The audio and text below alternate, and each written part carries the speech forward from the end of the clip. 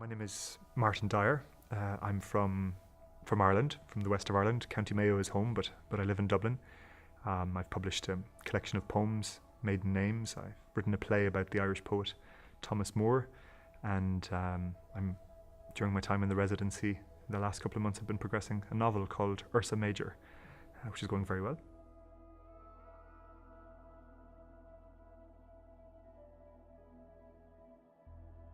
Well, I suppose being a writer full stop is a good thing. You have an unusual relationship with language. You're constantly on the lookout for material. So there's a pleasure in that. There's an excitement in that. That sweetens life a bit. Aside from, of course, the mania of it. I think the American novelist Philip Roth said on that point of I suppose the writer always daydreaming in normal interactions, how will this work on the page?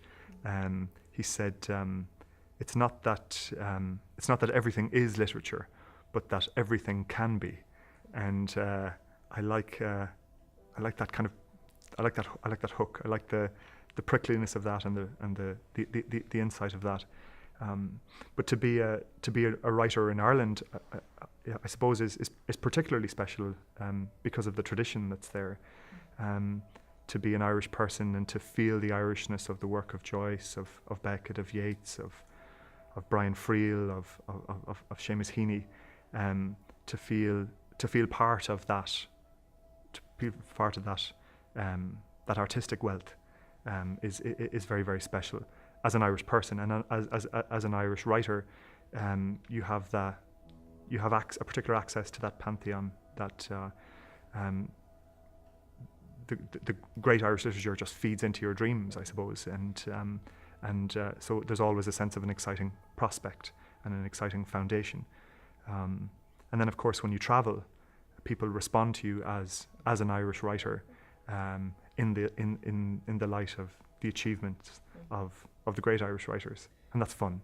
Ireland's a wonderful country. I love living there, but the weather is hard going.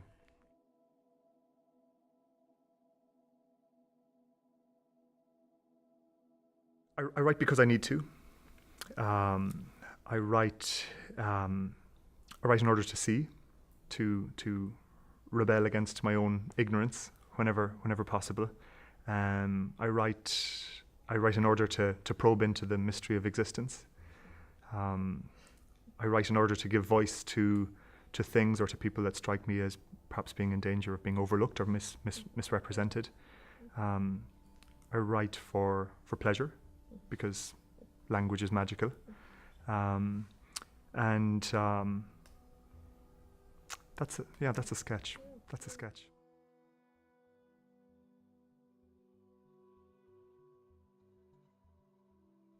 When I think about what's the most important Irish text for me, I can't escape the long story or the novella The Country Funeral by John McGahern. I'm a fan of John McGahern's work. It's a particular artistic peak for McGahern. He said so himself.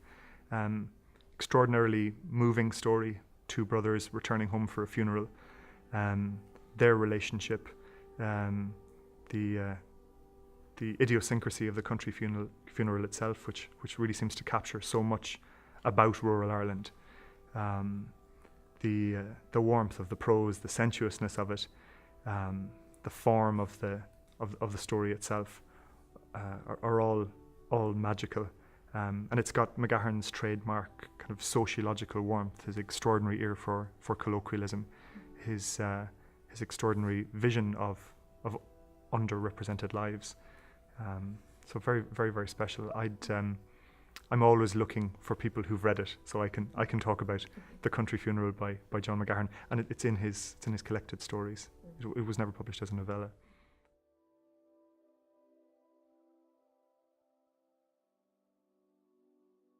I suppose it's fairly even. I'm excited by a great deal of American fiction and American poetry too. Perhaps naturally enough, poetry is my main art form. I wrote a PhD thesis on the American poet Wallace Stevens, so I've explored 20th century American poetry and taken great pleasure from it. But I respond to fiction in similar ways. I have the same need for fiction, can take the same pleasure in it. Although, because poetry is my locus, I suppose there's always the sense that I'm more tuned into the lyrical moments, and I might imagine that if there's several pages of realistic writing or of restraint, I'll imagine it as an extraordinary restraint, just holding off, just keeping the finger in the dam of the poetic impulse. But music is also tremendously important to me as well, and in terms of my own development as a writer, and I take great pleasure in lyrics. People like Leonard Cohen and Bob Dylan, and more recent songwriters like Bill Callahan or Will Oldham, and bands like The National. I had I think about a year-long obsession with the lyrics to the album Alligator by The National, and again going for a kind of a scent of poetry, going for a particular care with language, or back to the literary. I often think that my poetry has benefited from reading fiction to that extent that it loosens up the concentration or the focus on a more immediate goal, or even a tendency towards obscurity, and the extent to which perhaps it's helped me to think in narrative terms for poems, and I write in monologue form. Of course, I have the leaning towards theatre as well. I remember the Irish novelist Pat McCabe advising a group of us at one stage to think in terms of having a diet of an individual writer. I think he invoked Raymond Carver at the time. Take a diet of Raymond Carver for a couple of weeks and see what happens. I suppose kind of imagining a purging of dysfunctional tendencies, or a purging of too much care, so there's a lot of traffic between the forms and the genres. Yeah.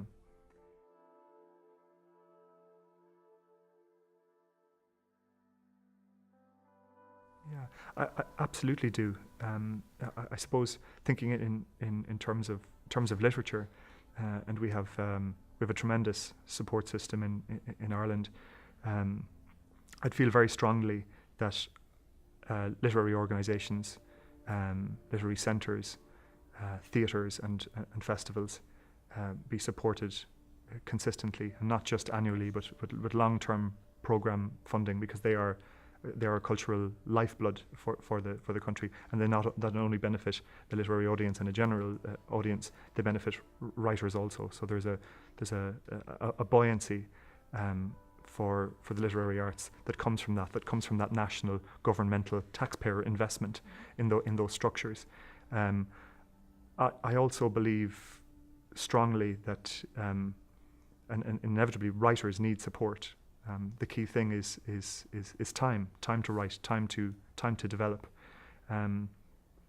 There's when I think of that, when I think of the necessity of support, and I think how I've benefited personally, I can't help but also think about the idea that the writer needs to be independent, needs to be prepared to drive towards writing their books at any rate, whether the support comes or not. And you cannot become dependent on that kind of support, that kind of occasional support. You cannot see it as your right.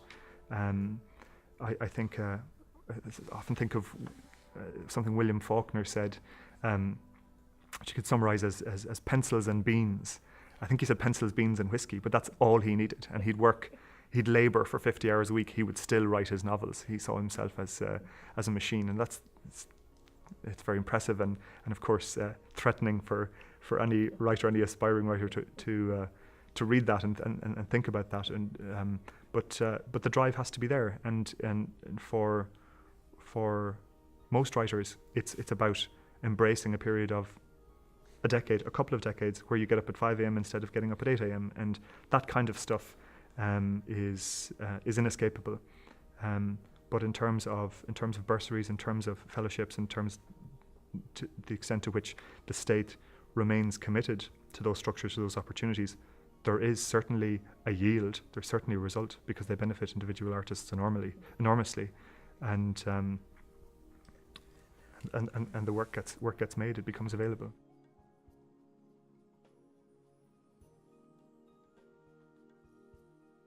It's not my first trip to the States. I had time in Minnesota previously and Southern Illinois. I was in Southern Illinois for a year. I've been to the East Coast a couple of times, so I wasn't expecting to feel alienated in any way or feel foreign, but I do, and people treat me as exotic, and part of that is how friendly they are, and so I'm struck by that. I suppose that's the primary thing. People are tremendously friendly here. They're interested to hear about where you come from. They seem just engaged by the idea that you have a different story, and that's been a defining feature of my time here. Not just the international writing program community and the university community, but at a general level in Iowa City itself. Just yesterday, I was on my way to the public library, and a woman stopped me and said, "Are you going to the library to vote today, sir?" And I said, "No, I'm a foreigner. I can't vote." And she said, "Well, we're glad you're here." And it was a really spontaneous thing, but I think characteristic of Iowa City. It's a lovely place to be.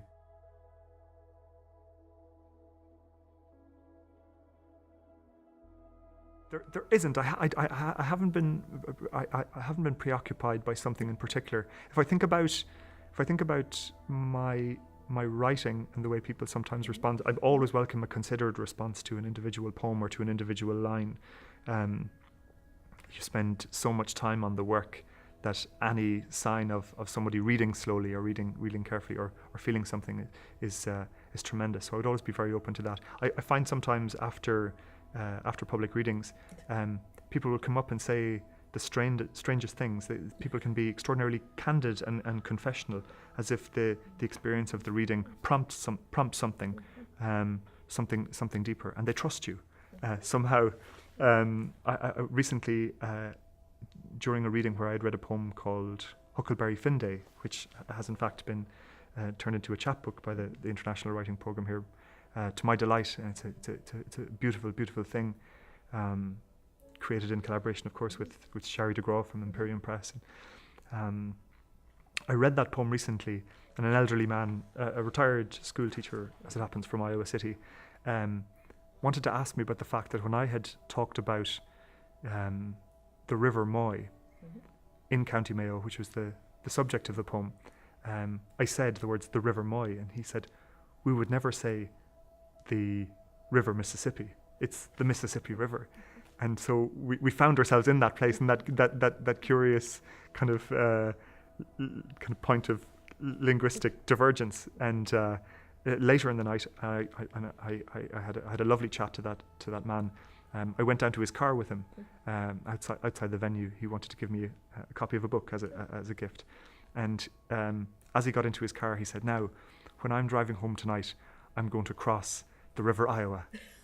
And it was a lovely exchange, and that was particularly special. Things like that can happen after readings, and I think that's the power of poetry. To whatever extent it is social, or to whatever extent it can communicate with people, it's very special, and it's obviously a great privilege to be having encounters like that.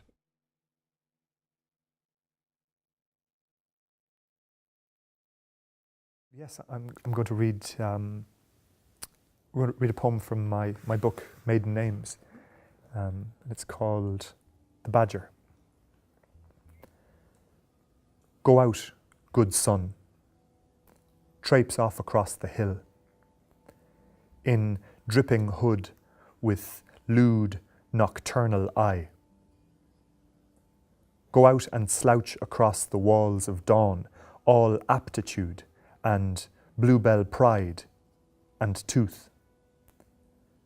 Go out, my son, and stave a white-thorn beast, by ancestral grin and doggedness in rain. Defy, my son, the pasture, the imperial sheds. With nettle mind defy the piercing town.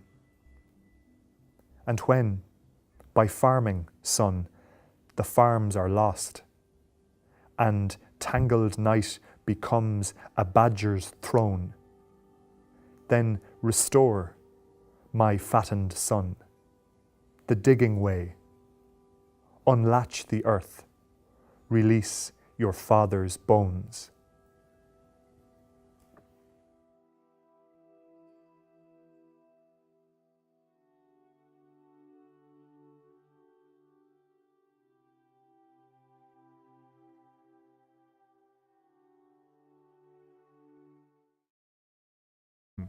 During my time in the residency, the last couple of months I've been progressing a novel called Ursa Major, which is going very well.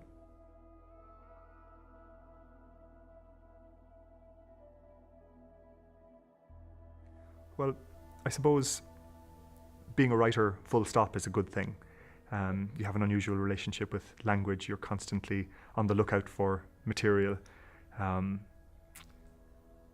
So there's a pleasure in that. There's an excitement in that. That sweetens life a bit. Aside from, of course,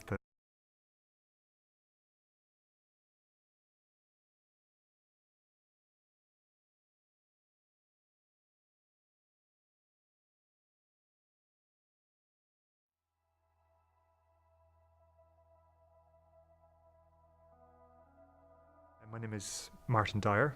I'm from Ireland, from the west of Ireland. County Mayo is home, but I live in Dublin. I've published a collection of poems, Maiden Names. I've written a play about the Irish poet Thomas Moore, and I'm a writer in Ireland. I suppose is particularly special because of the tradition that's there.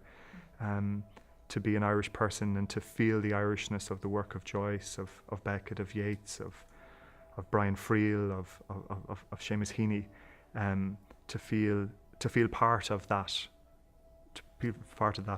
that artistic wealth is very, very special.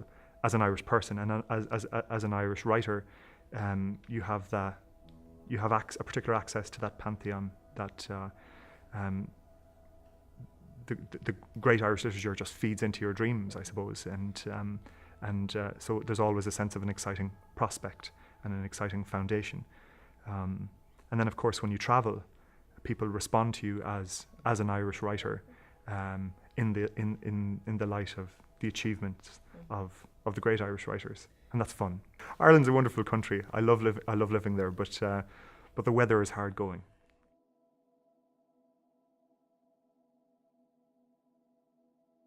The mania of it, I think the American novelist Philip Roth said on that point of I suppose the writer always daydreaming in normal interactions, how will this work on the page?